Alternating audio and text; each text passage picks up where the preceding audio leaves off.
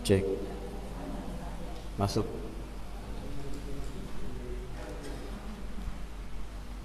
Terdengar? Bisa kita mulai? Kalau sudah mulai tidak ada ngobrol lagi.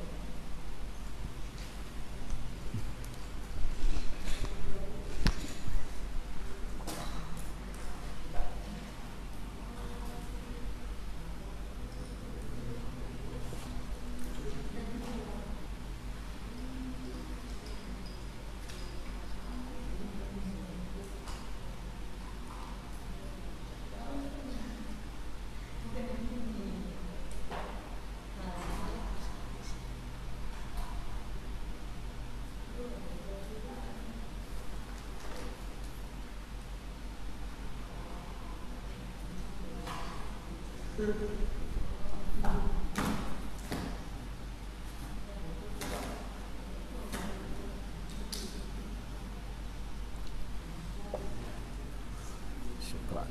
Mereka masih belum beli Kopinya?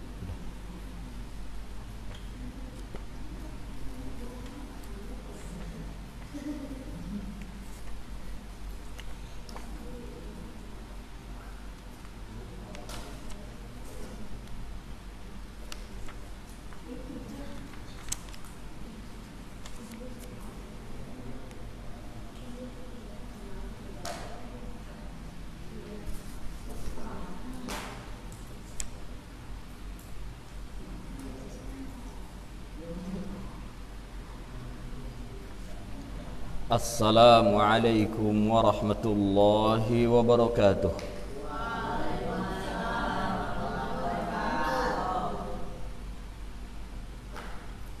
Innal hamdalillah nahmaduhu wa nasta'inuhu wa nastaghfiruh wa na'udzu billahi min shururi anfusina wa min sayyiati a'malina. Man yahdihillahu fala mudilla lahu ومن يضلل فلا هادي له أشهد أن لا إله إلا الله وحده لا شريك له وأشهد أن محمدا عبده ورسوله اللهم صل وسلم وبارك على نبينا محمد وعلى آله وأصحابه أجمعين أما بعد فإن أصدق الحديث كتاب الله وأحسن الهدي هدي محمد صلى الله عليه وسلم وشر الأمور محدثاتها وكل محدثة بدعة وكل بدعة ضلالة وكل ضلالة في النار. أبنائي أحبة أعزني الله وإياكم.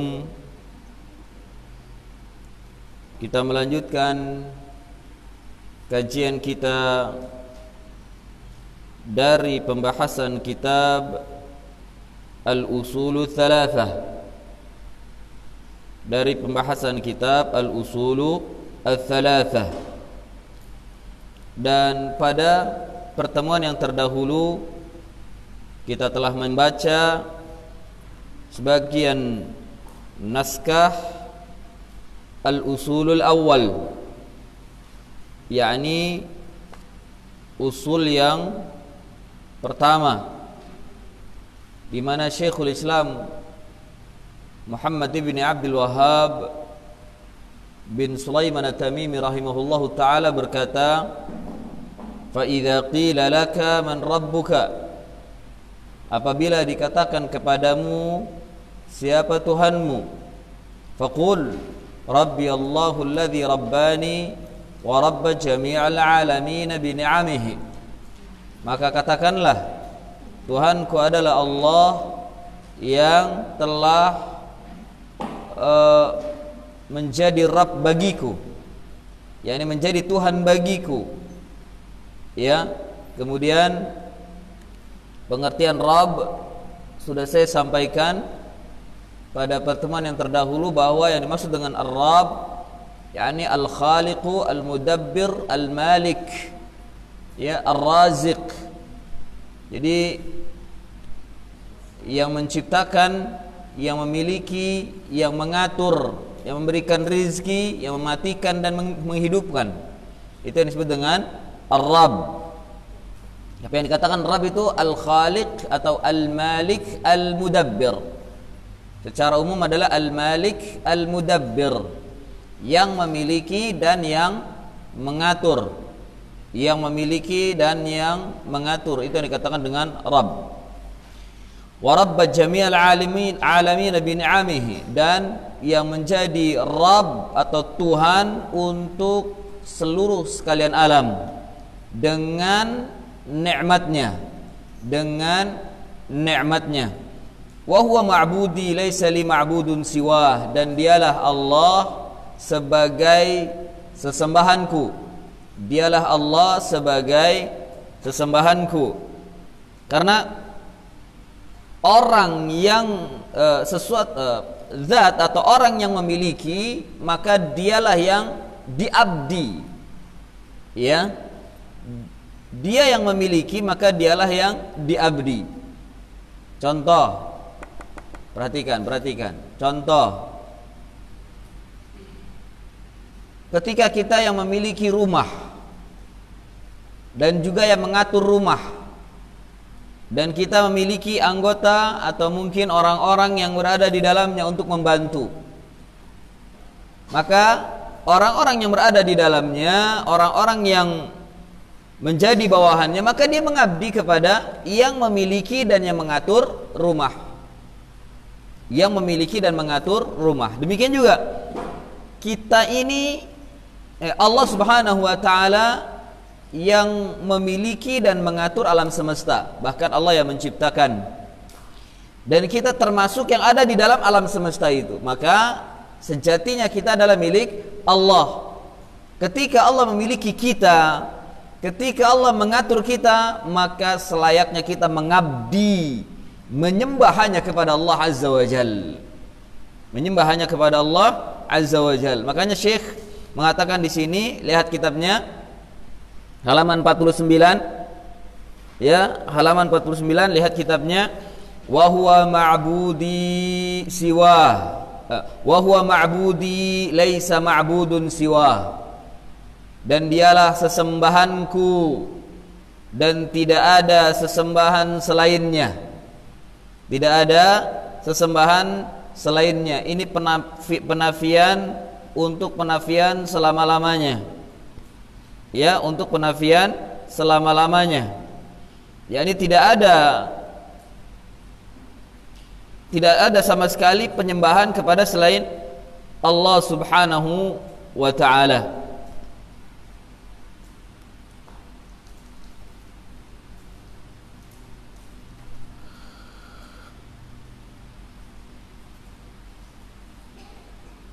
Kemudian waddalilu qauluhu ta'ala, dan dalilnya adalah firman Allah Ta'ala, alhamdulillahi rabbil alamin, alhamdulillahi rabbil alamin.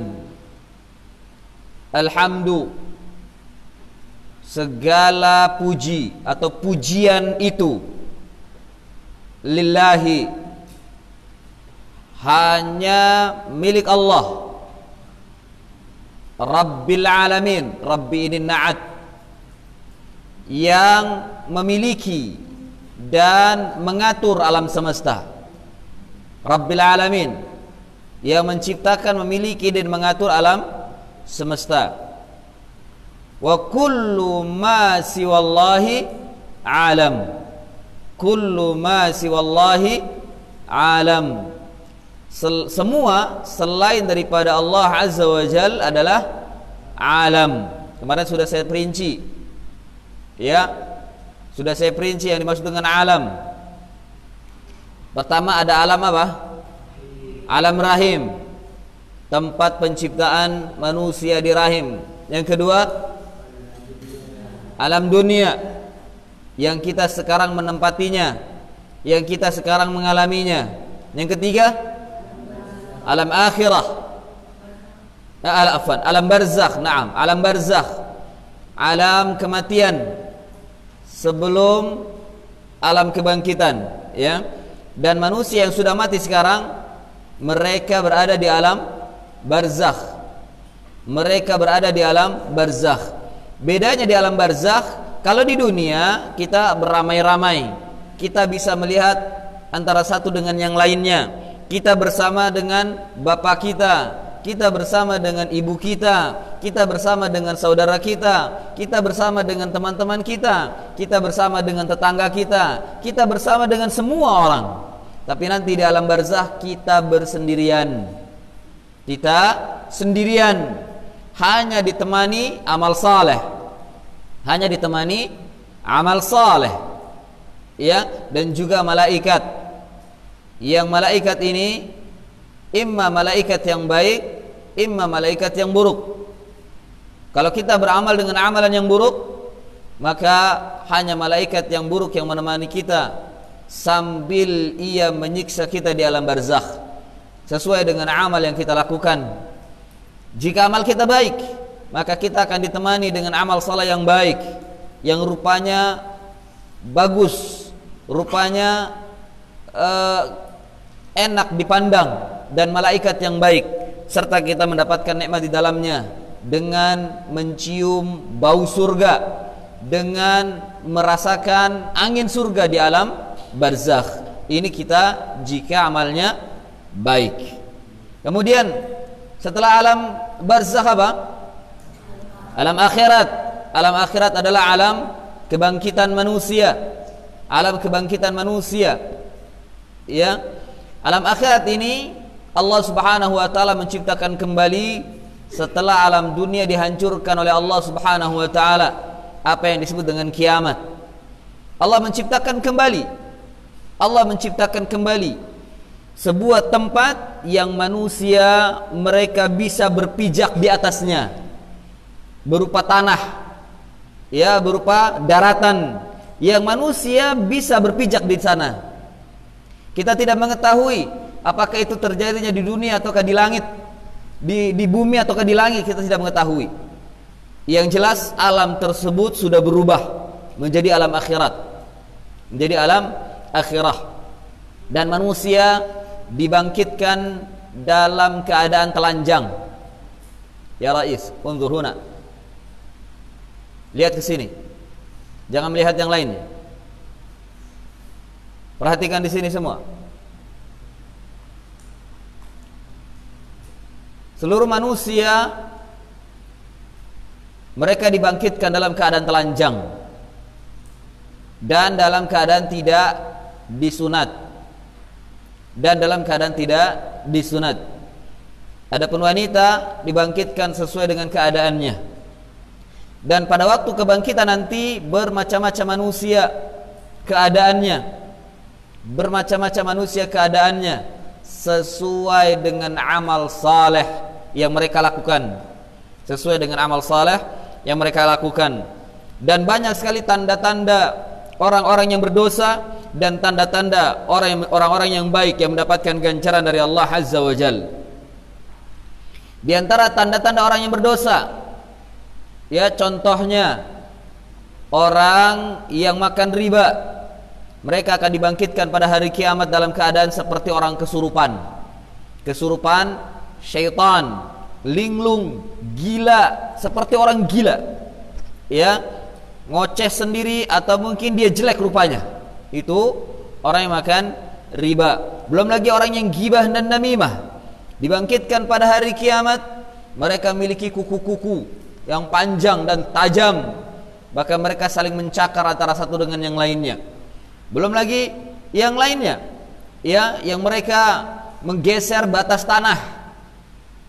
Mereka akan dibangkitkan pada hari kiamat dalam keadaan berkalung dengan 7 bumi, yang kita tidak tahu bagaimana bumi yang diciptakan oleh Allah Subhanahu wa taala untuk mengalungi mereka. Ya, kemudian di sana juga ada tanda-tanda kebaikan, orang-orang yang baik amalnya. Seperti diantaranya orang-orang yang sering salat, yang dia menjaga wudunya, akan terlihat di sana ghurran muhajjalin, anggota tubuhnya bercahaya, berwarna putih, bercahaya berwarna putih, yang dengan ini Rasulullah SAW mengenali semua umatnya. Kemudian orang-orang yang suka mengumandangkan azan, jinjang lehernya agak sedikit panjang, untuk bisa terlihat oleh manusia dan diketahui bahwa adalah mereka seorang muadzin di dunia. Ya, dan banyak lagi orang-orang yang menegakkan salat, yang rajin menegakkan salat, mereka memiliki cahaya yang menerangi sekitarnya.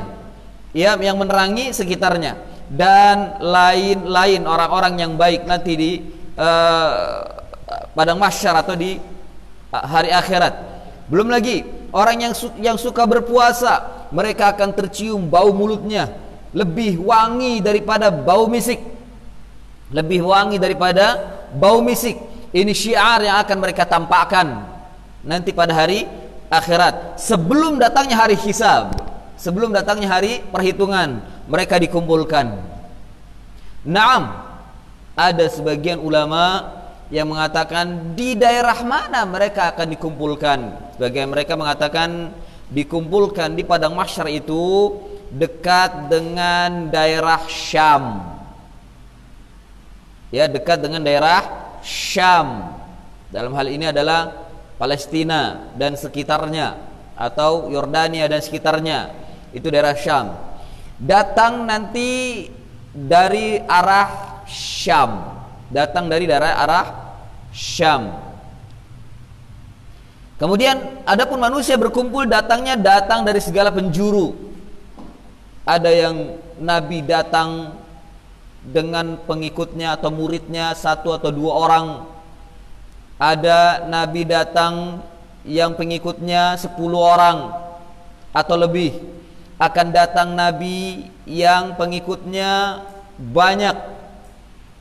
Dan bahkan ditampakkan akan datang Nabi Musa.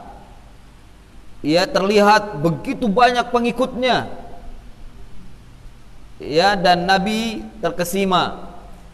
Tiba-tiba ditampakkan lagi di sebuah ufuk, ternyata ada rombongan yang lebih besar lagi. Dan itulah Nabi Muhammad SAW bersama dengan pengikutnya.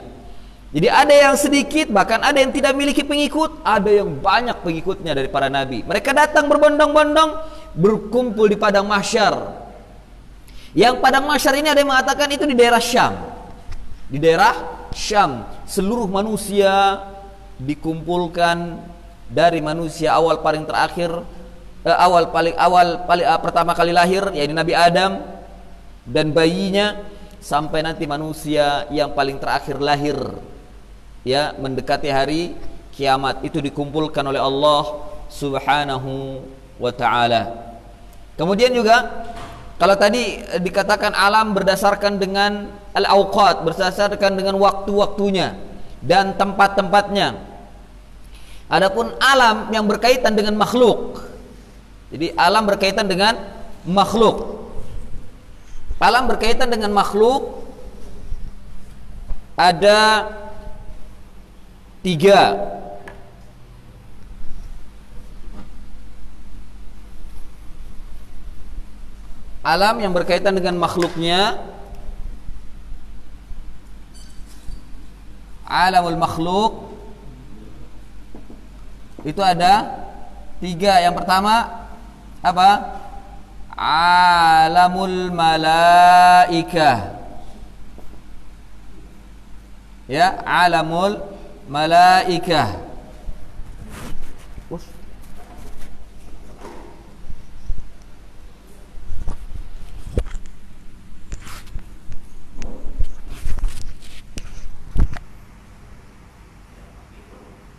Yang pertama, kalau ditinjau dari sisi makhluk, maka alam terbagi menjadi 3. Yang pertama alamul malaikah.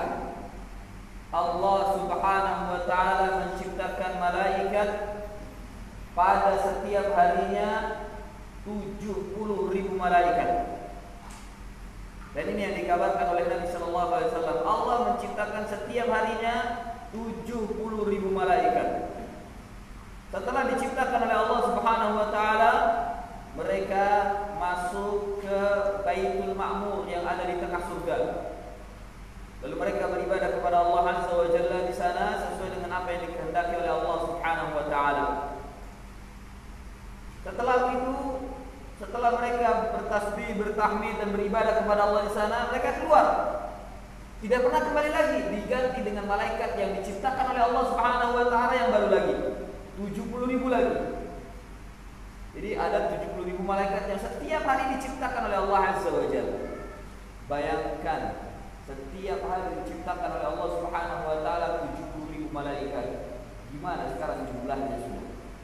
Berapa banyaknya manusia, berapa banyaknya malaikat. Ini alam malaikat. Dan malaikat itu bisa melihat jin dan bisa melihat manusia. Malaikat itu bisa melihat jin dan bisa melihat manusia. Sehingga mereka ditugaskan oleh Allah Subhanahu wa taala untuk mengontrol makhluk-makhluk itu. Untuk mengontrol, untuk mengawasi, bahkan ada yang diberikan tugas untuk mencatat amal baik mereka, amal baik dan amal buruk mereka, ya, dari kalangan jin dan manusia, dari kalangan jin dan manusia. Apakah jin juga ada malaikat pencatat? Naam, mereka memiliki pencatat. Ya. Karena jin juga seperti manusia, ada jin yang saleh, ada jin yang tidak saleh. Ada jin Islam, ada jin kafir. Ya, ada jin Islam, ada jin kafir. Ini seperti manusia mereka. Seperti manusia. Ini alam malaikat. Jadi malaikat bisa melihat jin dan bisa melihat manusia. Yang kedua, alam apa? Alamul jin. Alamul jin. Yang Allah Subhanahu wa taala menciptakan jin dari api. Tapi apinya bukan api yang berada di tengah. Jadi ibarat kalau seandainya ada lilin, terus di atasnya ada apinya. Bukan di tengah-tengahnya yang bukan api yang ada di tengahnya, bukan, tapi api yang ada di ujungnya. Ini yang disebut dengan marijin min nar. Dalam surat apa itu? Wa khalaqal janna min marijin min nar. Surat apa itu? Ar-Rahman. Wa khalaqal janna, dan kami menciptakan, dan Allah menciptakan jin, dan dengan bentuk jan, itu maksudnya adalah jin, ya, jin. Min marijin min nar, dari ujung api. Dari ujung api. Jadi kalau antum menyalakan korek api atau lilin, lihat lilin, itu ujungnya loh, yang hanya terasa panas, ada warna biru di atas. Dari itu diciptakan. Jadi bukan api mentak-mentak, api warna warna kuning atau warna merah, bukan. Tapi dari ujung api itu yang diciptakan, sehingga memang tidak terlihat. Sehingga tidak terlihat. Itu diciptakan jin dari itu. Jin diciptakan dari itu. Ya. Dan jin kondisinya seperti manusia, hanya saja beda ciptaannya. Mereka memiliki mata, mereka memiliki telinga, mereka memiliki mulut, bahkan mereka memiliki hati dan akal, sama seperti manusia. Hanya beda bahan penciptaannya, dan hanya beda mereka itu tidak bisa terlihat oleh mata manusia. Ya. Dan jin tidak bisa melihat malaikat. Jin tidak bisa melihat malaikat. Jin tidak bisa melihat malaikat. Ya. Kemudian yang selanjutnya, jin mendapatkan taklif seperti manusia untuk beribadah kepada Allah. Jadi kalau seandainya ada jin yang tidak beribadah kepada Allah, maka dia telah menyimpang dan telah keluar dari tujuan Allah Subhanahu wa taala menciptakan mereka. Karena Allah memerintahkan, karena Allah mengabarkan bahwa Allah menciptakan jin dan manusia untuk beribadah kepada Allah. Wa ma khalaqtul jinna wal insa illa liya'budun. Ya, wa ma khalaqtul jinna wal insa illa liya'budun. Maka Allah menciptakan jin untuk beribadah. Dan ibadahnya jin bagaimana? Ibadahnya jin mengikuti apa yang diperintahkan oleh Allah Subhanahu wa taala kepada manusia. Ya, karena tidak ada rasul dari kalangan jin, kecuali mungkin ada murid-murid Rasul dari kalangan jin yang dia pun menyampaikan kepada jin yang lainnya, ada. Tapi Rasul yang betul-betul diutus oleh Allah Azza wa Jalla tidak ada dari kalangan jin. Tidak ada dari kalangan jin. Tapi mereka diperintahkan untuk beribadah kepada Allah Azza wa Jalla. Kemudian yang ketiga baru yang dikatakan dengan alamu al-insan atau alamun nas, ya, alamul insan. Alam manusia. Nah, manusia pada asalnya, hukum asalnya tidak bisa melihat jin dan tidak bisa melihat malaikat. Manusia tidak bisa melihat jin dan tidak bisa melihat malaikat. Ketahuilah bahwa yang bisa melihat jin adalah temannya sendiri. Jin yang bisa melihat jin. Manusia tidak bisa melihat jin.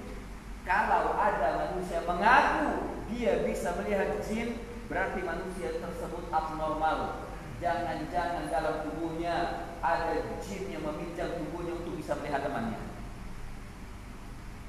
Siapapun mereka, ya, dia mengaku saya melihat jin, melihat makhluk halus, bla bla bla. Jangan-jangan dirinya pun masuk di dalamnya jin, karena tidak ada yang bisa melihat jin kecuali temannya, kecuali jin juga. Kecuali jin juga. Demikian juga tidak ada yang bisa melihat malaikat kecuali malaikat juga. Dan Allah ya, tentunya dengan Allah, karena Allah yang menciptakan, ya, dengan Allah. Allah yang melihat ini semua. Allah bisa melihat semua makhluk ini. Allah yang melihat semua, yang bisa melihat semua makhluk ini. Tapi malaikat, kalau dari kalangan malaikat, hanya malaikat juga yang bisa melihat malaikat. Kecuali kalau malaikat itu dengan izin Allah, dengan kehendak Allah, dia merubah wujudnya menjadi manusia atau menjadi jin. Karena malaikat memiliki kemampuan yang diberikan oleh Allah Azza wa Jalla, bisa merubah diri berubah wujud manusia, atau bisa merubah diri berubah wujud jadi jin. Sama seperti jin juga bisa berubah wujud manusia, tapi mereka dengan usaha, ya, dengan usaha yang sangat keras sekali, yang menyakitkan. Meskipun mereka juga bisa berubah menjadi jin. Seperti pernah iblis berubah wujud waktu menjadi manusia ketika pertama kali Nabi Shallallahu Alaihi Wasallam mendapatkan wahyu. Iblis pernah berubah berwujud menjadi manusia untuk menggoda. Bahkan pada waktu itu dalam kondisi perang Uhud, perang Badar, iblis berubah menjadi manusia untuk mengalahkan kaum muslimin. Ya, yang Nabi Shallallahu Alaihi Wasallam mengetahuinya. Dan iblis dari kalangan jin. Iblis dari kalangan jin. Jadi iblis bukan makhluk tersendiri. Lalu syaitan di mana? Syaitan itu sifat yang menjangkit pada jin dan juga sifat yang menjangkit pada manusia. Jin atau manusia yang keluar dari jalurnya untuk menentang Allah Azza wa Jalla, untuk durhaka kepada Allah Subhanahu wa taala, dan untuk saling menggoda, mencari teman kepada mereka dengan mereka, maka mereka adalah syaitan. Makanya Allah menyebutkan juga dalam Al-Quran, syaitan itu bisa berupa dalam keadaan jin atau dalam keadaan manusia. Ingat firman Allah Subhanahu wa taala, alladzi yuwaswisu fi sudurin nas minal jinnati Man alladhi yuwaswisu fi sudurin nas? Siapa yang menggoda dalam hati manusia? Jin atau syaitan? Ya, yang menggoda hati manusia apa? Syaitan. Syaitan itu berupa jin dan berupa manusia. Minal jinnati wan nas. Minal jinnati wan nas. Jadi syaitan itu sifat untuk jin atau manusia yang keluar dari jalur Allah Subhanahu wa taala, yang durhaka kepada Allah Subhanahu wa ta'ala. Tapi malaikat adalah makhluk yang taat, yang tidak pernah durhaka kepada Allah Subhanahu wa ta'ala. Yang Allah berfirman, la ya'suna Allah ma amarahum wa yaf'aluna ma yu'marun. Dalam surat apa itu? La ya'suna Allah ma amarahum wa yaf'aluna ma yu'marun. At-Tahrim, surat At-Tahrim, ya, 'alaiha malaikatun awalnya ya ayyuhalladzina amanu qu anfusakum wa ahlikum nara wa quduhan nas wal hijara 'alaiha malaikatun balaghun syidad la ya'suna Allah ma amarahum wa yaf'aluna ma yu'marun. Ya. La ya'suna Allah ma amarahum wa yaf'aluna ma yu'marun. Itu sifat malaikat, tidak pernah bermaksiat meskipun malaikat itu bengis, kejam, tapi mereka tidak bermaksiat kepada Allah Subhanahu wa taala. Malaikat yang bengis dan kejam saja tidak bermaksiat, apalagi malaikat yang halus, apalagi malaikat yang lembut. Ya, maka tentu itu lebih aula lagi, lebih utama lagi. Naam, ini berupa malaikat. Ini berupa alam. Wa kullu ma siwallahi alamun wa ana wahidun min dzalikal alam. Wa ana wahidun min dzalika al-alam. Naam. Kemudian ini sudah dibaca belum setelahnya ya? Ya Rais, sudah dibaca belum setelahnya? Fa idza qila laka bima 'arafta rabbak. Sudah belum? Hah? Sudah? Belum? Ya, Iqra, baca.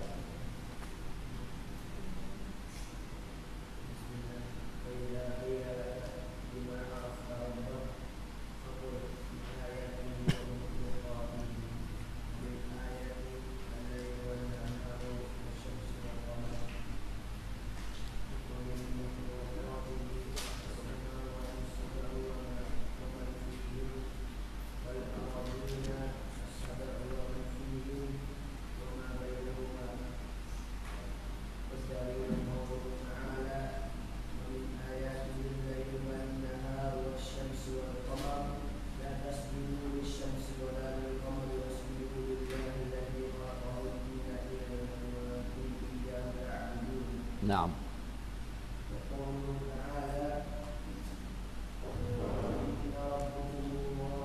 Inna rabbakumullah.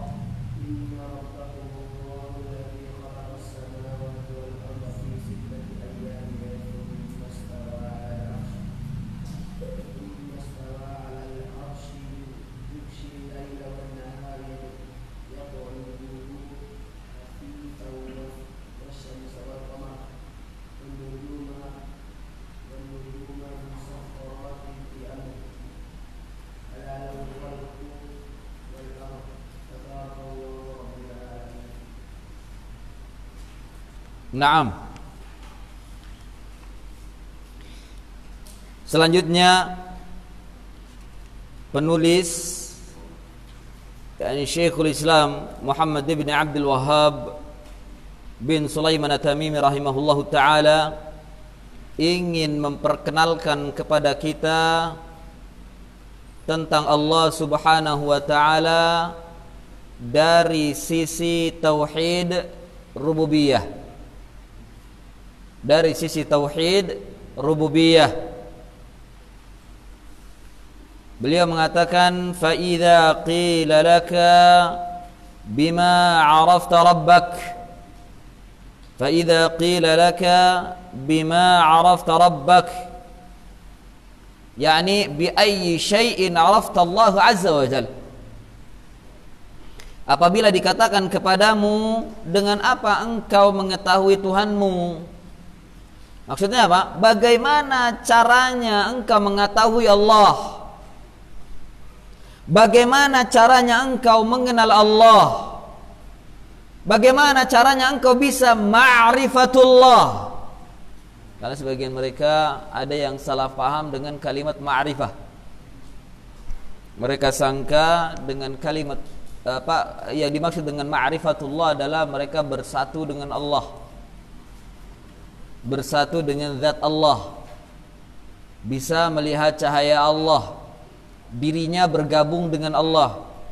Fahadha munkarun batilun. Jika yang dimaksud ma'rifat seperti ini, maka ini adalah batil. Karena bila dipahami ma'rifat yang seperti ini adalah pemahaman orang-orang sufiyah atau orang-orang yang memiliki pemahaman manunggaling kawula Gusti, atau kalau bahasa Ibnu Arabi adalah wahdatul wujud. Pemahaman ma'rifat seperti ini adalah bukan pemahaman ma'rifat ahlus sunnah wal jamaah. Pemahaman ma'rifatullah seperti ini adalah bukan pemahaman ahlus sunnah wal jamaah. Adapun pemahaman ma'rifatullah sesuai dengan ahlus sunnah wal jamaah ada 3 tahap. Pertama, memahami dari sisi rububiyah Allah, mengenalnya dari sisi rububiyah Allah. Yang kedua, mengenalnya dari sisi uluhiyah Allah, dan mengenalnya lebih dalam lagi dari sisi asma wa sifat. Ini cara pengenalan terhadap Allah, cara ma'rifatullah yang sebenarnya, yang sesuai dengan apa yang diinginkan oleh Allah dan Rasulnya, sesuai dengan pemahaman ahlus sunnah wal jamaah. Nah, di sini Syekh mengatakan fa idza qila laka bima 'arafta rabbak, apabila dikatakan kepadamu dengan apa atau bagaimana engkau mengenal Tuhanmu, bagaimana engkau bisa ma'rifatullah, caranya ma'rifatullah itu bagaimana? Faqul, maka katakanlah, dan ini jawaban. Fahadhihi hiya al-ijabatu. Ijabatu soal, ijabatu soal, ya, jawaban dari pertanyaan yang dikatakan dengan apa kamu mengenal Allah? Dengan apa kamu bisa ma'rifatullah? Maka katakan dengan biayatihi wa makhluqatihi. Fahadha min khilali atau min jihati tauhid rububiyah. Dengan ayat-ayatnya dan makhluk-makhluknya. Ayat-ayatnya yang dimaksud adalah tanda-tanda kekuasaan Allah. Ayat-ayat yang dimaksud di sini adalah dengan tanda-tanda kekuasaan Allah yang terjadi di alam semesta. Tanda-tanda kekuasaan Allah yang terjadi di alam semesta. Ya, seperti adanya matahari dan bulan, adanya bintang, adanya awan, adanya hujan, adanya panas, adanya musim, adanya angin dan udara, dan adanya makhluk-makhluk yang bertebaran di atas permukaan bumi ini, atau makhluk-makhluk yang selain daripada di bumi, di ruang angkasa dan lain sebagainya. Ya, itu tanda-tanda kekuasaan Allah Subhanahu wa taala dan makhluknya. Kemudian wa min ayatihi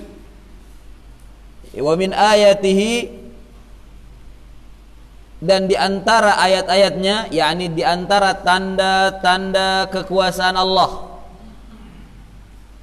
Dengan tanda-tanda ini kita bisa mengetahui adanya Allah.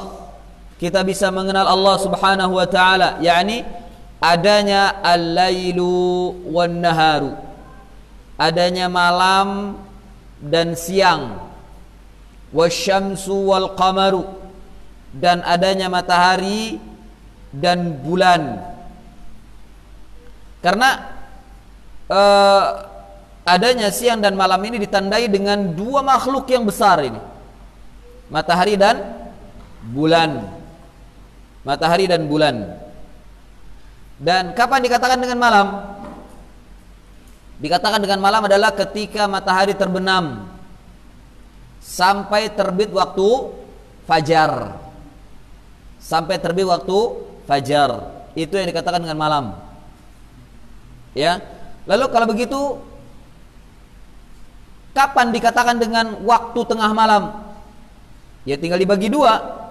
Terbenamnya matahari sampai waktu fajar, kemudian bagi 2. Nah, itu tengah malam.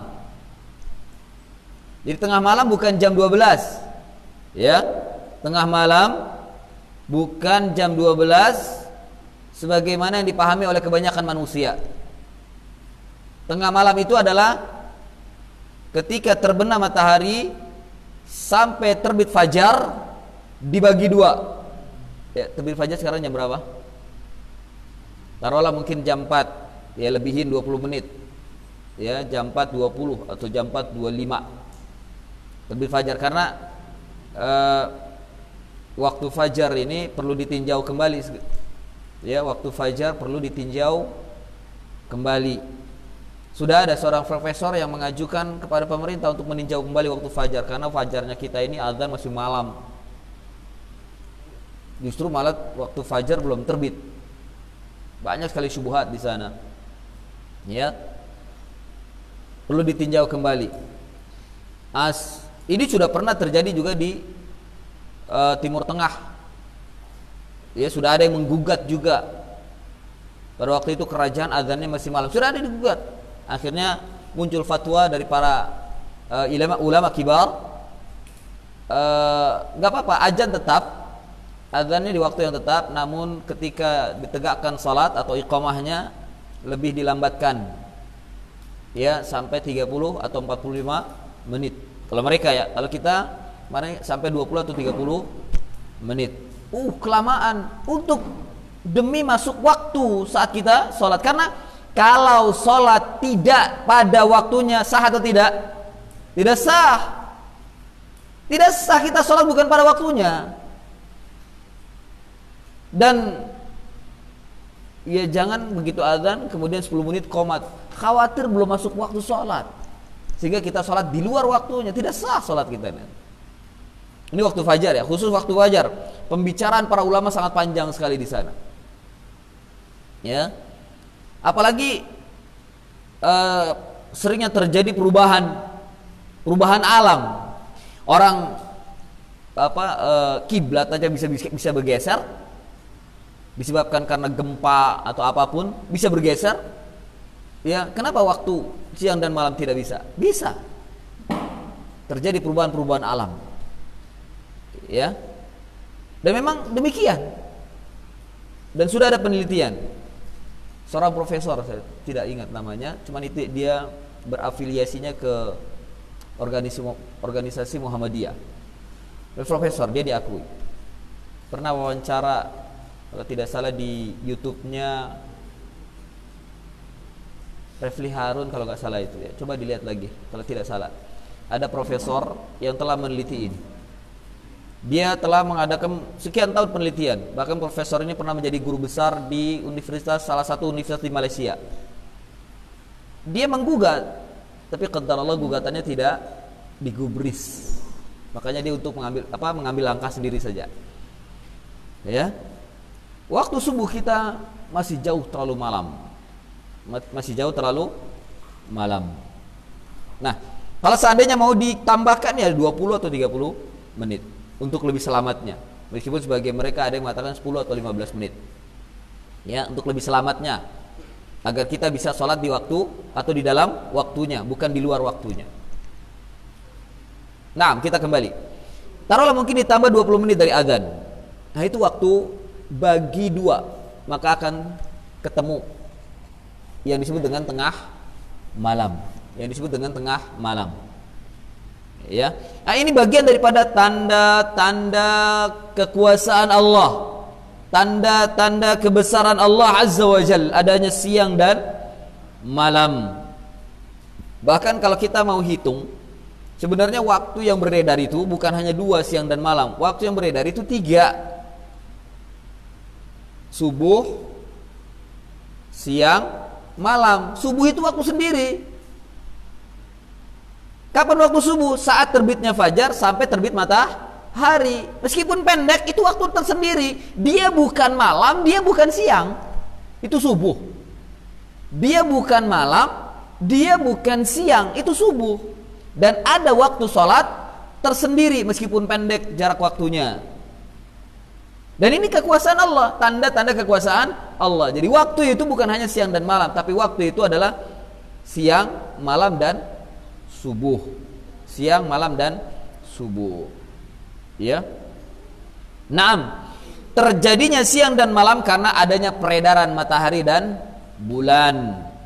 Matahari dan bulan ini juga bagian daripada tanda-tanda kekuasaan Allah Subhanahu wa taala. Belum kita berbicara tentang bagaimana tata surya yang Allah Subhanahu wa taala ciptakan. Ya, mana yang dikatakan dengan pusat tata surya? terjadi perbedaan pendapat manusia dari kalangan akademis dan saintis. Ya, sebagian mereka ada yang mengatakan bahwa bumilah pusat tata surya. Matahari yang mereka bilang besar sebenarnya itu tidak sebesar bumi. Ya, matahari itu lebih kecil daripada bumi. Lebih kecil daripada bumi. Demikian juga bulan. Bahkan yang digambarkan bahwa bulan itu lebih kecil dari matahari dan bumi, justru bulan itu lebih besar daripada matahari kalau ingin dilihat. Lebih besar daripada matahari kalau ingin dilihat. Ya, dan seterusnya. Memang terjadi perdebatan di sana. Belum lagi posisi bentuk bumi. Apakah bumi ini flat, datar, dan kondisinya seperti CD melingkar, CD relay itu ya, CD untuk menyimpan data itu. Ya, CD yang berputar. Seperti CD itu, lingkaran, datar. Ada yang mengatakan bumi itu bulat seperti kurah, bola. Seperti bola. Ini pun juga terjadi perbedaan pendapat. Jadi tidak bisa kita memilih salah satu atau menetapkan salah satu dan beri keyakinan dengan salah satunya, tidak bisa. Enggak, pusat tata surya itu adalah matahari, bumi itu bulat. Belum tentu. Karena tidak ada yang mengambil keputusan demikian. Allah sendiri dalam ayat-ayatnya menyatakan Allah menghamparkan ke bumi, bukan menunjukkan bulat. Semuanya ayat-ayat yang menyatakan tentang bumi itu Allah menghamparkan. Ya. Wa idzal ardu muddat. Dihamparkan, ketika bumi itu dihamparkan. Kemudian lagi banyak ayat yang menyatakan bumi itu bulat. Bumi itu datar gitu ya, datar. Ini pendapat. Demikian juga para ulama ada yang berpendapat tidak, bumi itu seperti kurrah, bola. Dua ulama ahlu sunnah itu berpendapat, ada yang berpendapat ini, ada yang berpendapat itu. Ikhtilaf. Bahkan sampai kalangan ulama pun ikhtilaf tentang bentuk bumi. Hanya saja kita sering dicekoki mulai dari SD bahwa bumi itu bulat, bumi itu salah satu planet yang mengitari matahari. Ini cekokan mereka yang sama sekali datangnya hanya sekedar prasangka dan dhan, bukan datang dari Al-Quran dan hadis. Ya, demikian. Jadi ulama saja berbeda. Al-Imam Al-Qurtubi berpendapat bumi itu datar, melingkar, lingkaran yang datar, lingkaran yang datar. Itu Imam Al-Qurtubi dalam tafsirnya, lihat dalam tafsirnya itu. Bahkan beliau dengan tegas, ini ayat ini bantahan ketika beliau membawakan ayat tentang bumi itu datar. Allah itu menghamparkan bumi ya, Allah menghamparkan bumi. Apa kata Qurtubi? Ini ayat yang sangat jelas sekali membantah pemahaman bahwasanya bumi itu bulat. Masya Allah. Ya. Nah, sebagian ulama ahlu sunnah yang lainnya pun berpendapat tidak, bumi itu bulat seperti bola. Dan ini pendapatnya Syekh Abdul Aziz bin Baz, Ibnu Utsaimin, Al-Imam Al-Albani, dan para ulama ahlu sunnah yang lainnya. Dua ulama ahlu sunnah pun berada pada dua kubu tentang bagaimana alam semesta ini. Ya, ada dua kubu di sana tentang alam semesta. Dan ketika terjadi perbedaan pendapat tersebut, tidak boleh kita saling menghina, saling mencela, saling merendahkan, saling menyesatkan. La, itu ikhtilaf yang sama-sama kita tidak mengetahuinya. Saintis yang mereka lakukan oleh orang-orang akademik atau orang-orang filosof dan lain sebagainya, itu hanya dhan, prasangka mereka, prasangka saja, dan dhan tidak bisa dijadikan sebagai hujjah. Bahkan dhan, prasangka itu yang Allah menyatakan dalam ayat inna dhanna la yughni minal haqqi. Surat apa itu? Inna dhanna la yughni minal haqqi syai'a. Surat apa? Al-Hujurat. Al-Hujurat. La yughni minal haqqi syai'a. Ya. Prasangka itu nggak bisa memenuhi kebenaran sedikit pun. Jadi dhan, semuanya dhan, semuanya dhan. Jadi nggak bisa dengan dhon saja kita merendahkan antara satu dengan yang lainnya. Apalagi mengatakan sesuatu, wah sesuatu. Orang-orang yang mengatakan bumi datar, wah sesuatu. Orang-orang yang mengatakan bumi itu bulat. Loh kok begitu? Tidak, itu pendapat. Ya semuanya berdasarkan dengan dhon. Dan masing-masing mereka pun punya cara bagaimana memahami Al-Quran. Ketika Allah subhanahu wa ta'ala mengatakan, wa idzal ardu muddat, ketika bumi dihamparkan, mereka memiliki paham masing-masing. Yang mengatakan bahwa bumi itu bulat, itu fi nadharin nas, itu dalam pandangan manusia saja terlihat bumi itu datar, dihamparkan oleh Allah. Orang-orang yang mengatakan bumi itu datar, Allah menyatakan secara zahirnya, mereka memahami secara zahir daripada ayat itu.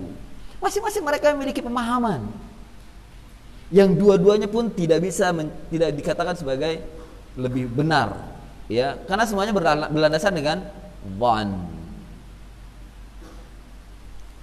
Ini termasuk dari ayat-ayat Allah, tanda-tanda kebesaran Allah. Untuk mengakui, ya ujung-ujungnya untuk mengakui dan meyakini tentang kebesaran Allah Azza wa Jal yang menciptakan alam semesta ini. Ya. Naam. Kalau matahari dan bulan bagaimana? Naam, matahari dan bulan itu kal-qurah. Itu sepakat para ulama. Matahari dan bulan itu seperti bola yang melayang di ruang angkasa, yang dekat sekali dengan bumi, ya, dan yang dekat sekali dengan bumi,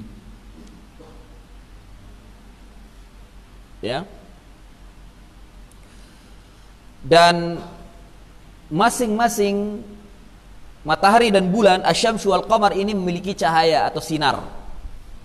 Kalau sinar matahari dinamakan dengan ad-dhiya atau syiraj. Tapi kalau cahaya atau sinar bulan ini dinamakan dengan nur. Masing-masing mereka memiliki cahaya.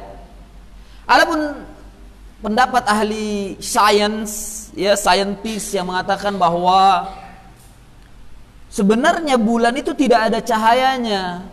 Cahaya bulan itu adalah pantulan dari matahari. Fahadal, lagi-lagi ini adalah dhan. Ya, mereka hanya bisa memberikan teori. Kenapa dia menjadi pantulan? Kemudian dia bikin skema dan seterusnya dari orang-orang astronomi. Itu hanya dhan. Tapi kalau Allah menyatakan dalam Al-Quran, matahari punya sinar, bulan pun punya sinar. Wa ja'ala asy-syams, bagaimana? Wa ja'ala al-qamara fihinna nura wa ja'ala asy-syamsa. Surat apa itu? Ya Ustaz, surat apa itu? Wa ja'ala al-qamara fihinna nuran wa ja'ala asy-syamsa siraja. Surat apa itu? Hah? Ahsan, barakallahu fik. Surat Nuh. Barakallahu fik, ya. Allah menjadikan bulan itu wa ja'ala al-qamara fihinna nura. Allah menjadikan bulan itu cahaya. Cahaya. Bulan itu memiliki cahaya, nur, tapi cahayanya sudah pernah saya sampaikan. Nur itu berbeda dengan syiraj. Wa ja'ala asy-syamsa siraja, dan kami jadikan matahari itu syiraj. Cahayanya itu mengandung panas. Jadi beda antara cahaya matahari dengan bulan. Kalau bulan dikatakan nur karena nur itu cahaya tapi tidak memiliki kekuatan apapun. Tidak ada energinya kecuali hanya menyinari saja, itu nur. Tapi kalau matahari dikatakan syiraj, dalam hadis dikatakan ad-dhiya. Dhiya dengan syiraj itu adalah cahaya yang memantul dan memiliki energi, memiliki kekuatan, energi panas, yang bahkan energi ini bisa mempengaruhi tubuh manusia jika manusia ingin memanfaatkannya. Itu syiraj, ya, itu syiraj atau dhiya, cahaya yang memiliki kekuatan, energi, ya. Yang kita kenal energi adalah energi panas, yang manusia memanfaatkannya banyak sekali. Ada yang bahkan sampai bisa menyerap dan menjadikan sebuah energi listrik. Kalau dimanfaatkan ke dalam tubuh bisa menjadi vitamin, vitamin D atau vitamin apa. Bahkan juga dimanfaatkan untuk membakar lemak pada waktu-waktu tertentu dengan cahaya matahari. Ini mengandung energi, mengandung kekuatan yang bisa dimanfaatkan oleh manusia. Tapi cahaya bulan sama sekali tidak bisa, kecuali hanya dimanfaatkan untuk jalan menerangi saja sudah. Itu saja manfaat dari cahaya bulan. Itu pun kalau cahayanya sampai kepada bumi. Kalau tidak maka tidak. Ya, kalau tidak maka tidak. Dan ini termasuk lagi-lagi termasuk dari ayatun min ayatillah, tanda-tanda kekuasaan Allah Subhanahu wa taala. Kalau seandainya kita berpikir sampai ke sana ya ikhwah, kita akan mengetahui mengenal Allah Subhanahu wa taala. Makanya di sini Syekh memperkenalkan bagaimana engkau bisa mengenal Tuhanmu. Faqul bi ayatihi wa makhluqatihi, dengan ayat-ayatnya, dengan tanda-tanda kekuasaannya dan makhluk-makhluknya. Wa min ayatihi, dan tanda-tanda kekuasaannya adalah adanya malam dan siang, adanya matahari dan bulan. Ya, mungkin yang jadi permasalahan sekarang, Ustadz, antum pilih yang mana antara bumi bulat atau bumi datar, matahari lebih besar atau lebih kecil dari bumi? Saya milih yang kedua. Bumi seperti bola, matahari itu kecil, lebih kecil daripada bumi, dan bumi menjadi pusat tata surya. Dan ini lebih dekat dengan nas Al-Quran dan Sunnah, lebih dekat. Saya tidak mengatakan lebih benar, tapi saya mengatakan ini lebih dekat. Saya tidak mengatakan ini lebih benar, karena belum tentu kebenaran ada pada pendapat saya. Tapi ini lebih dekat sesuai dengan dalil-dalil yang ada dalam Al-Quran dan Sunnah. Untuk lebih dalamnya silakan diperiksa kembali. Ya. Lalu bagaimana prosesnya? Apakah bumi itu berputar? Al-Imam Al-Albani mengatakan bumi itu berputar. Syekh Abdul Aziz bin Baz mengatakan tidak, bumi itu tidak berputar. Justru benda-benda tata surya itulah yang mengitari bumi. Bumi tetap diam. Tuh. Dari bumi bola saja, bumi berupa bola saja, itu juga para ulama berbeda pendapat bagaimana sistem tata surya beredar. Ya. Nah, itu. Dan saya meyakini bahwa bumi tidak berputar, tapi bumi bergerak. Dia seperti bola, tapi bumi bergerak. Bergeraknya mana? Bergerak ke atas, bergerak ke bawah, seperti terhempas gelombang. Ya, jadi bumi berada di atas air tuh, seperti terhempas gelombang. Berarti kan bumi kan bergerak. Iya, gitu. Ya tidak? Kalau air kan gelombang, kemudian ada benda di atasnya, gelombang itu, benda itu akan turun naik, ya tidak? Nah, seperti itu. Bumi itu bergerak seperti terhempas gelombang, melayang. Kalau bahasa kita apa? Melayang ke atas, ke bawah. Karena di luar bumi itu ruang hampa, tidak ada daratan, dan bumi tidak menempati apapun kecuali dia ruang hampa. Ya, kalau kita melihat bumi itu menempati ruang hampa. Tidak menempati daratan, tidak menempati wadah apapun. Melayang bumi itu, melayang. Dan kita berada di dalamnya. Bisa dibayangkan nggak? Kemudian, kenapa bisa bergerak ya? Tadi gelombang. Ya, karena melayang, terkadang ya begitu, melayang ke atas, ke bawah, ke atas, ke bawah. Dibuktikannya dari apa? Kita bisa melihat matahari yang mengitari bumi, yang terbit dari arah timur. Terkadang dia beredar di garis selatan, terkadang dia beredar di garis utara. Apa yang menyebabkan demikian? Karena pergerakan bumi ke atas. Ketika bumi ke atas, maka ada garis edar matahari berada di bawah bumi, di garis selatan. Ketika bumi turun ke bawah, maka garis edar matahari berada di atas, di garis utara. Ini ketika bumi turun ke bawah, bergerak turun ke bawah, garis edar matahari berada di utara, di atas khatulistiwa, tapi berada daerah utara. Dan kita akan melihat, oh, matahari berada di sebelah utara, berarti bumi sedang turun arah selatan. Ya. Demikian juga ketika berada di garis edar sebelah selatan, berarti bumi sedang naik ke arah utara. Dan utara dan selatan itu sumbu atas sumbu bawah bumi dari bola. Dari bola. Ya. Mana dalil yang menunjukkan bahwa matahari memiliki garis edar? Loh, dalam surat Yasin Allah berfirman, "Wasyamsu tajri fi mustaqarril laha." Dan Allah juga menciptakan bulan juga pada garis edarnya. Bulan dan bintang pada garis edar semua. Mereka memiliki garis. Memiliki garis edar, kalau bahasa kita memiliki jalur edar. Dan tidak akan keluar kecuali dengan kehendak Allah Azza wa Jalla. Allah menciptakan demikian. Ini kita sedang belajar bagaimana kekuasaan Allah ya, dari tanda-tanda kekuasaan Allah dan makhluk-makhluknya. Memiliki garis edar mereka. Dan tidak ada yang memungkiri matahari dan bulan punya garis edar. Demikian juga bintang punya garis edar. Ya, hanya saja mereka terkadang bergerak ke bawah, bergerak ke selatan, bergerak ke utara karena bumi yang bergerak. Gerak ke atas, gerak ke bawah, tapi dia tidak berputar kayak gasing, tidak.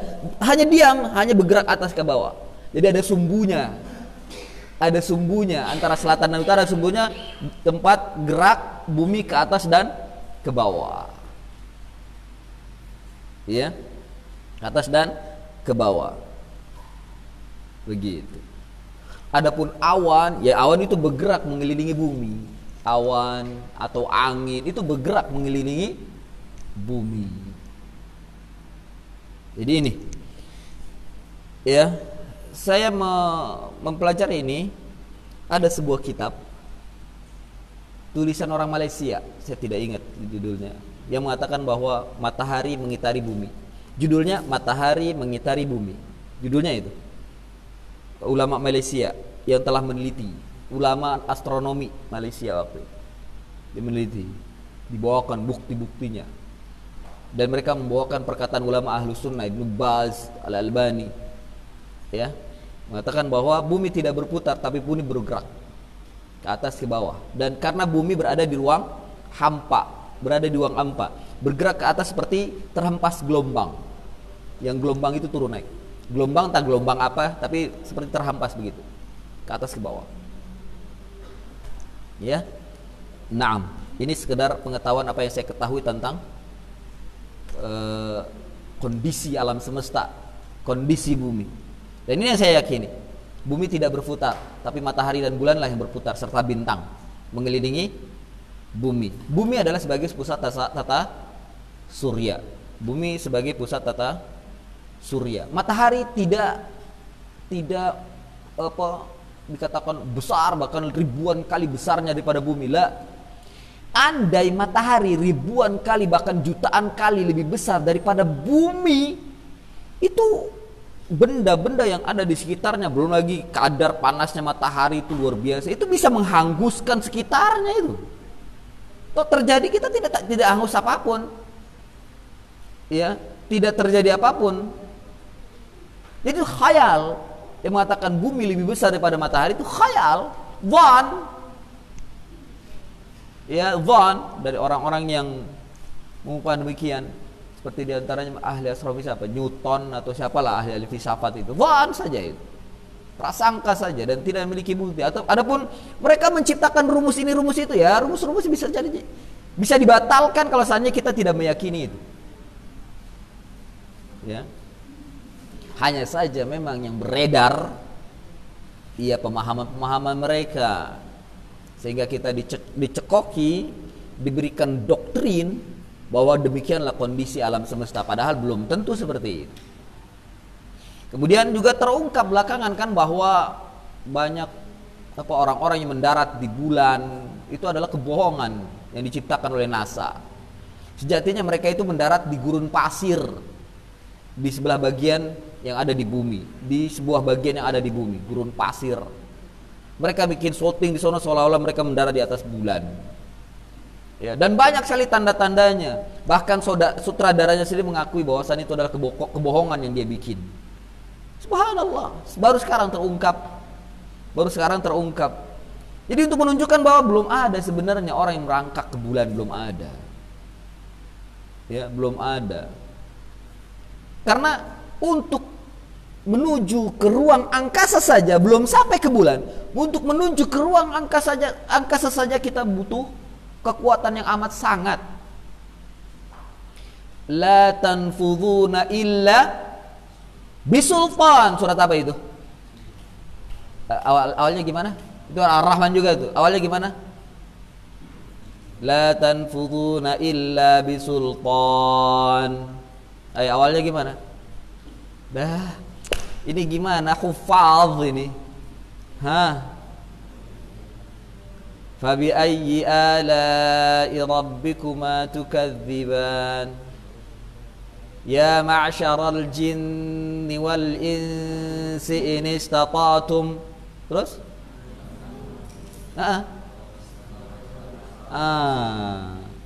Salah satu coba tulisin ya. Ini menguji sekalian menguji hafalan. Fabi ayyi ala'i rabbikuma tukadziban.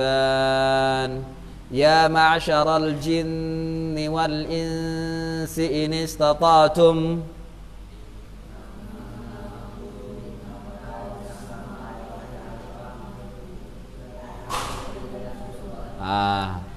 Ayat berapa itu?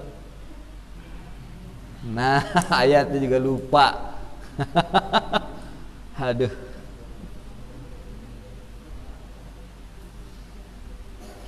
Lihat di situ kata ya ma'syaral jinni wal ins.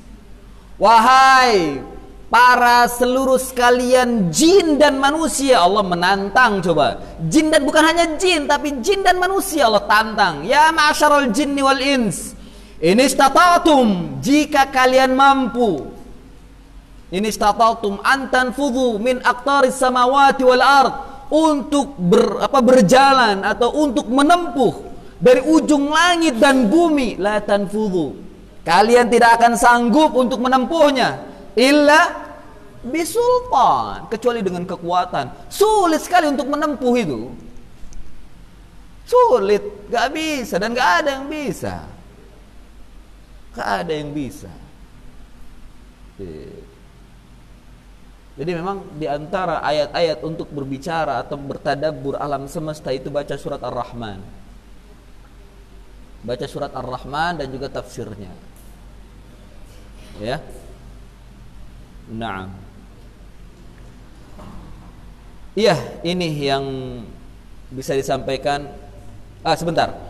Wa min makhluqatihi as-samawati as-sab' wa man fihinna wal arduna as-sab'u wa man fihinna wa ma bainahuma. Dan di antara makhluk-makhluknya, yakni untuk mengenal Allah Azza wa Jal, untuk mencapai ma'rifatullah Azza wa Jal dari sisi rububiyah, maka kita mengenal makhluk-makhluk Allah Azza wa Jal. Yani di antara makhluk-makhluknya adalah as-samawatu sab'u. Lihat halaman 50. Lihat halaman 50. Yani langit-langit yang 7. Wa man fihinna, dan apa yang ada di sekitarnya atau yang apa yang ada di dalamnya. Wal arduna sab'u, dan bumi yang 7 dan apa yang ada di dalamnya. Wa ma bainahuma, dan apa yang ada di antara keduanya. Ini makhluk Allah Azza wa Jalla. Syekh menyebutkan secara umum di mana langit dan bumi ini adalah tempat keberadaan atau eksistensi seluruh makhluk. Makhluk yang besar maupun makhluk yang kecil.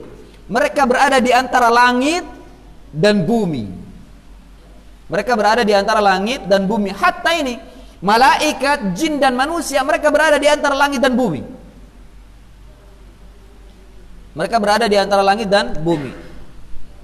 Langit itu berjumlah 7 bersusun ke atas. Berarti langit pertama yang kita lihat awal ini adalah langit berapa? Langit pertama. Yang langit pertama saja kita tidak akan bisa mencapainya kecuali dengan kekuatan. Ya. Kecuali makhluk yang bernama malaikat yang bisa menembus langit sampai ke 7. Makhluk yang bernama jin saja, dia hanya bisa mencapai pintu langit pertama. Dia nggak bisa menembus kedua, ketiga sampai ke 7, nggak bisa jin ini. Hanya sampai pertama. ini pun jin-jin pilihan yang dipilih oleh dukun. Iya, karena yang memiliki adalah dukun. Untuk apa? Untuk mencuri berita. Di mana? Di langit yang Allah tetapkan sesuai dengan takdir yang Allah ciptakan. Jin, itu pun jin hanya sampai ke pintu langit untuk mendengar, gak sampai nyentuh, hanya mendengar aja. Itu mereka butuh teman-teman yang lain yang berundak-undak naik ke atas, kayak orang apa ya? Kayak orang ini perlombaan panjat pinang. Nah, kayak gitu. Tahu kan perlombaan panjat pinang? Nah, itu manusia injek-injekan kayak gitu kan. Menghinakan dirinya hanya untuk sekedar dunia. Nah, itu sebenarnya pendidikan panjat pinang itu nggak bagus. Gimana mereka untuk mendapatkan cita-cita dengan menginjak manusia yang ada di bawahnya? Mendapatkan sesuatu yang tinggi di atas dengan cara menginjak manusia yang berada di bawahnya, kan ini zalim. Mengajarkan kezaliman yang seperti itu. Gak bagus pendidikan panjat pinang. Gak bagus. Udah begitu gak sedikit yang mati lagi, mati pingsan. Iya, gak sedikit yang seperti itu. Banyak korban.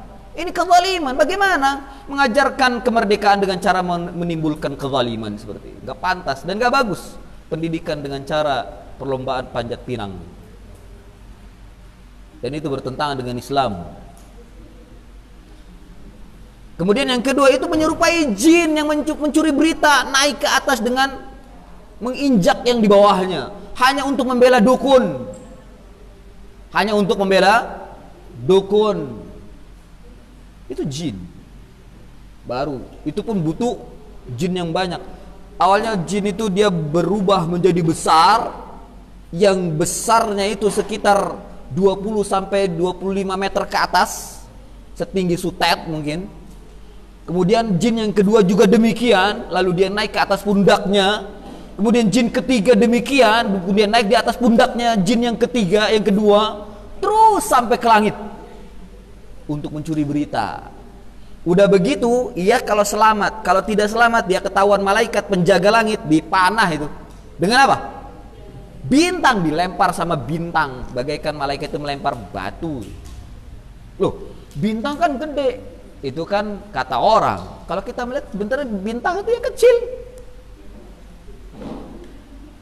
Orang ada nyanyiannya bintang kecil, nggak ada bintang besar, nggak ada, kecil bintang. Memang dengan mata kepala kecil. Hanya dhon yang mengatakan, oh itu hanya kelihatannya saja, sejatinya besar. Siapa bilang? Wah, memang itu hakikatnya bintang seperti itu. Ya. Nah, dipegang oleh malaikat bintang itu untuk melempar jin. Mana dalilnya? Hah? Wa ja'alna rujuman lisyayatin. Surat apa itu? Al-Mulk. Awalnya gimana?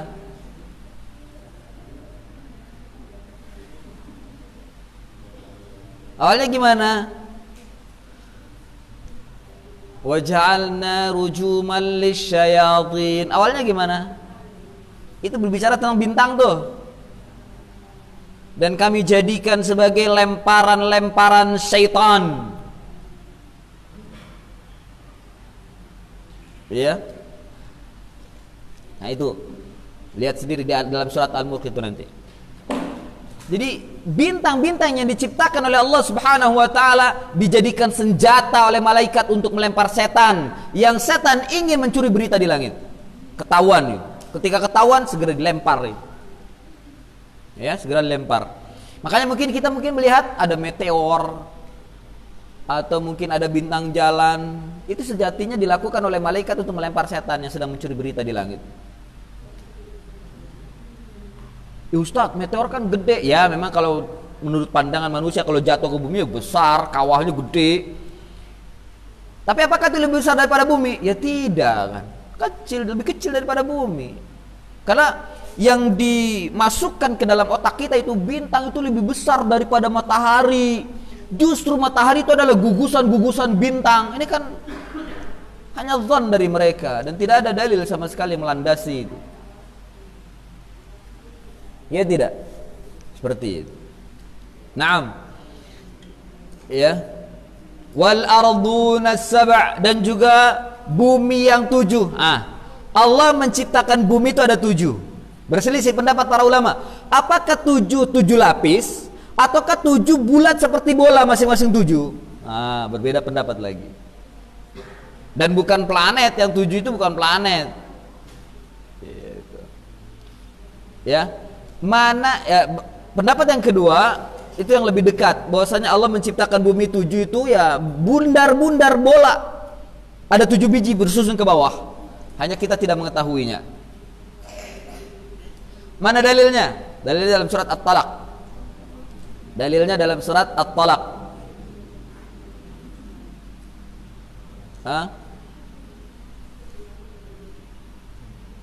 Ada yang tahu?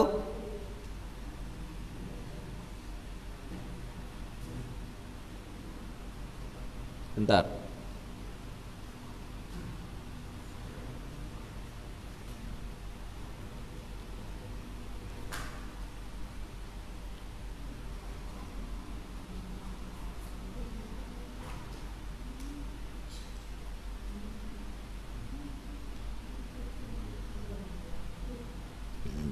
Bentar ya. Lihat dalam surat ayat 12, At-Talaq 12. Allahul ladzi khalaqas sab'a samawati wa minal ardi mithlahunna. Apa lagi lanjutnya? Yatanazzalul amru bainahunna lita'lamu annallaha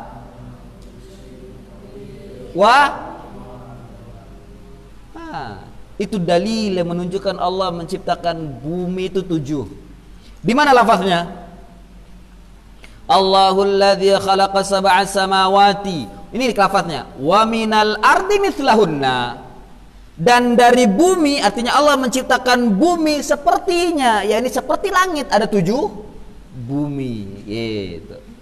Mithlahunna yakni mithlas sama.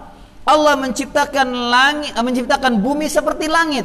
Ada 7 buah, ada 7 biji. Jadi bukan lapisan, tapi ada 7 bumi. Memang berselisih pendapat. Yang dimaksud adalah apakah lapisan, apakah bumi bulat. Berselisih memang pendapatnya. Dan lagi-lagi kita juga tidak bisa memastikan mana yang lebih hak, karena tidak ada keterangan. Ya. Namun kalau kita melihat hadis, ini sering saya sampaikan. Kalau kita melihat hadis bahwa di antara hukuman orang-orang yang menggeser batas tanah meskipun sejengkal, nanti di hari kiamat akan dikalungkan dengan 7 bumi oleh Allah Subhanahu wa taala. Nabi yang bersabda demikian, "Man ghayyara manaral ard qadra shibrin tuwiqahu Allahu yaumal qiyamati bisab'i ardin." Barang siapa yang merubah batas tanah, nih hati-hati tukang tanah, nggak boleh berubah-ubah batas tanah, harus dipas, nggak boleh dilebihkan, digeser. Man ghayyara manaral ard, barang siapa yang merubah batas tanah qadra shibrin, meskipun hanya sejengkal, yang mungkin orang melihat nggak ada artinya, tapi sejengkal saja, tapi di sisi Allah Subhanahu wa taala itu besar. Qadra shibrin tuwiqahu Allahu yaumal qiyamati bisab'i ardin, akan dikalungkan oleh Allah Subhanahu wa taala nanti pada hari kiamat dengan 7 bumi. Menunjukkan bahwa bumi itu ada 7. Dan para ulama memahami bumi yang dimaksudnya betul-betul bumi bulat seperti bola, masing-masing bola yang diciptakan oleh Allah Azza wa Jalla. Jadi ada 7 bola bumi. Bersusunnya kemana? Bersusunnya ke bawah. Lah Ustadz kan tadi dibilang katanya bumi itu bergerak ke atas. Iya, itu bumi yang pertama. Bumi yang kita pijak ini bumi pertama. Langit yang berada di atas kepala kita ini langit pertama. Jadi kita berada di ruangan yang pertama antara langit dengan bumi. Dan di sana di bawah bumi, di bawah kutub selatan itu ada bumi yang kedua, bumi yang ketiga, bumi yang keempat, sampai bumi yang ketujuh. Langit pertama ada langit kedua, ketiga, sampai ketujuh. Semuanya seperti itu. Hanya saja Kalau langit, sepakat para ulama, langit itu dihamparkan. Sementara bumi bentuknya bola, tapi langit itu hamparan. Ya. Nah, kalau kita melihatnya seperti kubah di atas kepala, ini mungkin efek optik saja, efek mata kita saja. Karena memang menunjukkan bahwa bumi itu bulat. Kalau bumi yang mengatakan bumi itu datar, ya ini adalah kubah ini. Kubah langit ini ya kubah. Jadi langit berupa kubah. Gitu. Langit berupa kubah yang berada di atas. Ini orang-orang yang mengatakan bumi datar. Tapi kalau yang mengatakan bumi bulat, justru ini efek karena bumi itu bulat, kita melihatnya langit seperti meliputi kita. Tapi pada hakikatnya langit dihamparkan oleh Allah Subhanahu wa taala. Ya, dihamparkan oleh Allah Subhanahu wa taala. Naam. Lalu kalau bumi ada 7, isinya gimana? Apakah ada manusia atau ada makhluk yang lain? Wallahu alam. Tapi kalau kita lihat ayatnya, lihat ayatnya, yatanazzalul amra bainahunna. Allah akan menurunkan perkara di antara mereka. Hunna ini kembali langit dan bumi. Allah akan menurunkan perkara di langit dan di bumi. Sampai seorang mufassir seperti diantaranya Al-Imam Asy-Syaukani dalam kitabnya Fathul Qadir mengatakan bahwa ini menunjukkan bahwa Allah menciptakan bumi yang lain seperti bumi kita. Di sana juga ada manusia, di sana juga ada para nabi yang diutus oleh Allah. Di sana juga ada hukum Allah dan seterusnya, sama seperti manusia yang berada di atas bumi yang pertama ini. Karena berdasarkan yatanazzalul amru bainahunna lita'lamu. Ini hikmahnya. Ini faidahnya dan hikmahnya. Lita'lamu annallaha ala kulli syai'in qadir. Baru kita mengenal Allah.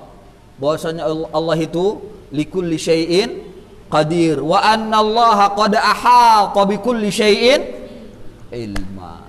Jadi ilmu Allah itu meliputi segala sesuatu. Langit yang ketujuh dan bumi yang ketujuh hanya Allah Subhanahu wa taala yang mengetahuinya. Baru kita mengenal Allah. Dan letaknya di mana? Al-iman. Kalau dengan informasi-informasi saintis tadi ya kita bisa melihat secara kasat mata. Tapi yang lebih dominan adalah keimanan. Allah menciptakan 7 langit dan 7 bumi. Yang Allah akan menurunkan apa yang ada di dalamnya sebagaimana yang Allah turunkan pada bumi kita. Loh, mereka nanti bagaimana apakah akan terjadi kiamat? Nah, mereka akan mengalami kiamat seperti kiamatnya di bumi yang kita pijak ini. Apakah mereka akan ada pada mahsyar seperti pada mahsyar kita? Wallahu a'lam, itu urusan Allah. Kita tidak berhak untuk mencapai ke sana. Allah yang mengatur itu semua. Ya. Ya, wal arduna sab'u wa man fihinna wa ma bainahuma. Ini kita mengenal Allah Subhanahu wa ta'ala. Wad dalilu qawluhu ta'ala wa min ayatihi al-lailu wan naharu wasyamsu wal qamar la tasjudu lisyamsi wala lil qamari wasjudu lillahi alladzi khalaqahunna in kuntum iyyahu ta'budun. Dan di antara tanda-tanda kekuasaannya adalah malam dan siang, matahari dan bulan.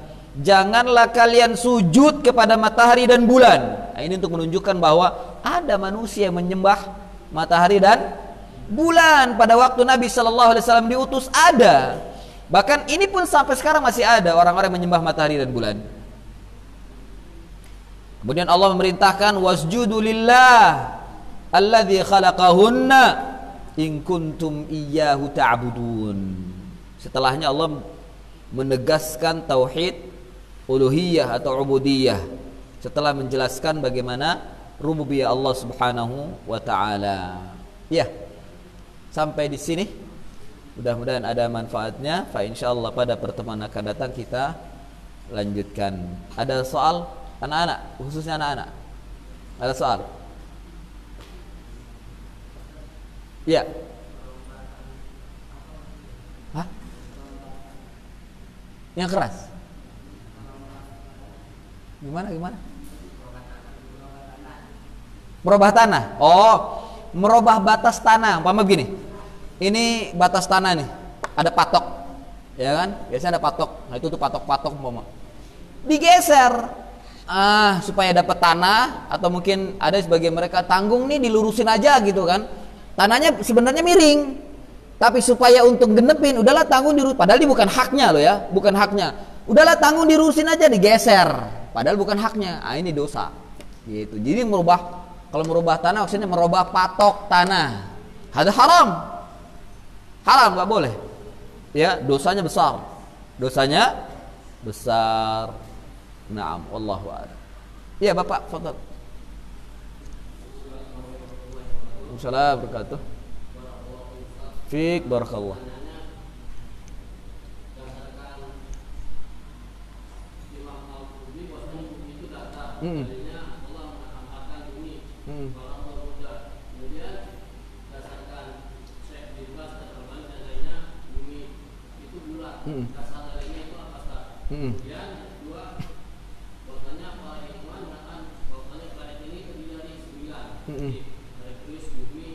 Sampai Pluto.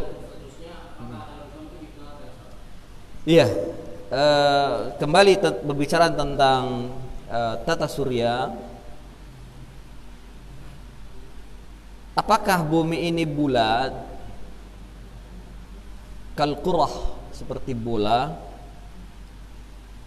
Dalilnya tadi sudah disebutkan sebenarnya. Pertama dalam surat At-Talaq tadi, alladzi khalaqa sab'a samawati wa minal ardi mithlahunna. Di sana dibawakan hadis tentang ini tadi, tentang merubah batas tanah, bahwa menganalogikan dengan kalung. Kita mengetahui bahwa kalung itu biasanya berdiri dari manik-manik mutiara yang berupa bola, sehingga dipahami bumi itu berupa bola. Bumi itu berupa bola. Ya, kemudian juga dalil dari yakni dengan an-nazar, dengan penglihatan, bahwa bila kita melihat ke atas langit ini seperti kubah,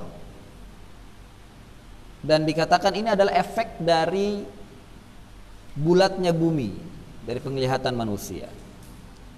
Ya, bulatnya bumi dari penglihatan manusia, sehingga terlihat seperti kubah dan seterusnya. Nah, memang tidak ada dalil yang tegas untuk menyatakan bumi itu bulat. Makanya baik bumi itu bulat maupun bumi itu datar, semuanya masih berupa dhann, prasangka saja. Yang prasangka ini tidak bisa dikatakan benar, la yughni minal haqqi syai'a. Tapi ada tanda-tanda atau ciri-ciri yang mendekati kebenaran.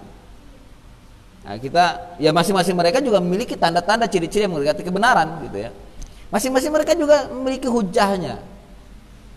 Oleh karena itu kata pemutus atau kalimat yang terakhir tentang perbedaan ini adalah tidak ada yang pasti.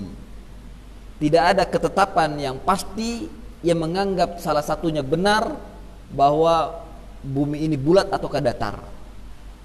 Sehingga sampai sekarang pun para ulama membiarkan sudah perbedaan tersebut.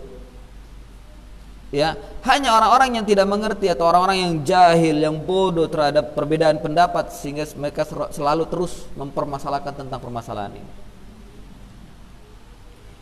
Kemudian yang terakhir, karena nanti di akhirat itu kita tidak ditanya oleh Allah tentang masalah ilmu alam, itu nggak ditanya. Nggak ada pertanyaan Allah, kamu yakini bumi datar apa bulat? Enggak. Atau bumi datar apa bulat? Nggak ada pertanyaan itu. Yang ditanya adalah ibadah. Bagaimana kita mendekatkan diri kepada Allah Azza wa Jalla. Ya. Karena ini juga sudah ditanya. Saya juga pernah bertanya, ini mana dalilnya? Apa kata guru saya? Sebenarnya gak usah diperdebatkan dan gak usah dipermasalahkan. Biarkan seperti itu saja. Toh kamu gak akan ditanya nanti di akhirat. di hadapan Allah tentang apakah bumi itu bulat atau datar. Allah yang mengetahui, katakan wallahu a'lam. Ya, saya diomelin sama guru saya seperti diomelin. Nggak usah diperdebatkan. Yang diperdebatkan atau yang kamu urusi adalah sekarang kamu tuh akan ditanya apa oleh Allah nanti pada hari kiamat. Itu yang akan menyelamatkan kamu di surga.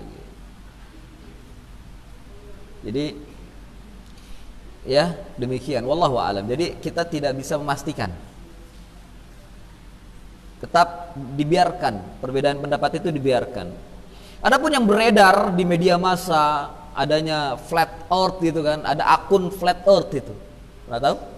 Akun flat earth itu mengkritik habis.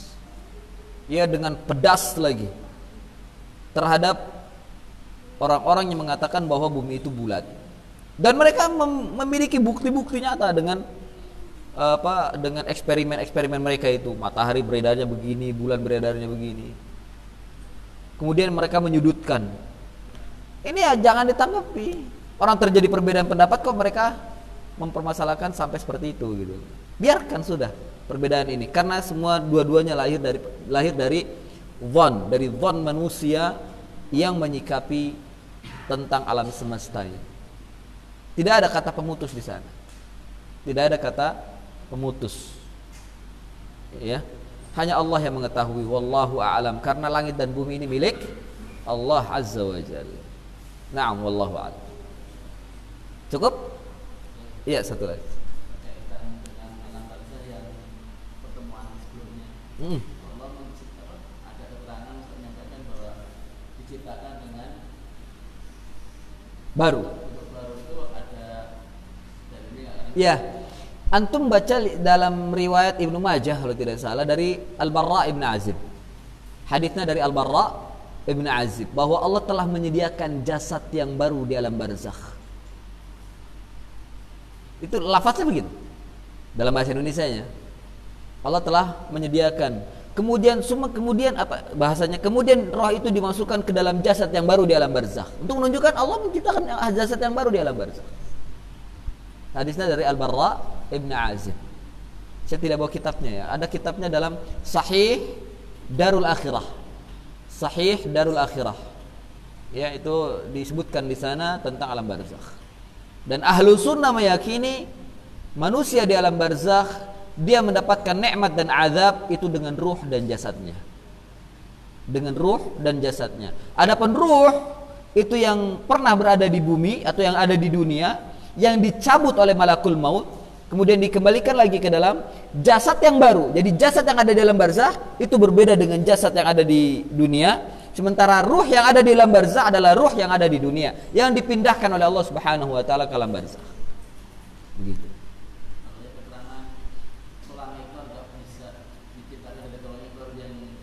Ya, kalau tulang ekor tadi yang dia akan diciptakan kembali jasad yang baru dari tulang ekor itu nanti ketika kebangkitan, dan kebangkitan nanti dengan jasad atau ya dengan jasad yang baru tapi dengan tulang ekor yang pernah ada di dunia. Dan Allah menumbuhkannya seperti menumbuhkan tumbuhan. Dari tulang tadi ntar menjadi daging, menjadi semua anggota badan. Dengan jasad yang baru, yang cikal bakalnya adalah tulang ekor yang pernah ada di dunia, yang pernah kita pakai yang ada di dunia. Sementara alam barzakh itu jasad yang baru, murni jasad yang baru, tidak ada sisa-sisa dari dunia. Iya, nanti yang dibangkitkan pada hari kiamat adalah jasad yang dibentuk kembali oleh Allah Subhanahu wa taala. Makanya nanti akan ada 3 jasad ya, jasad dunia, jasad alam barzakh, dan jasad akhirat. Kalau jasad di dunia hancur ketika mereka mati, hanya disisakan tulang ekornya saja. Adapun jasad di alam barzakh adalah jasad yang baru. Sementara nanti di alam akhirat jasad yang diciptakan kembali oleh Allah yang tumbuh dari tulang ekor. Gitu ya Mas. Bisa dipahami? Barakallahu fiik. Ya, sampai di sini. Wassallallahu ala nabiyyina Muhammadin wa ala alihi wa sahbihi wa barik wa sallam. Subhanakallahumma wa bihamdik asyhadu an la ilaha illa anta astaghfiruka wa atubu ilaik. Wa akhiru da'wana anil hamdulillahi rabbil alamin. Wassalamu alaikum warahmatullahi wabarakatuh.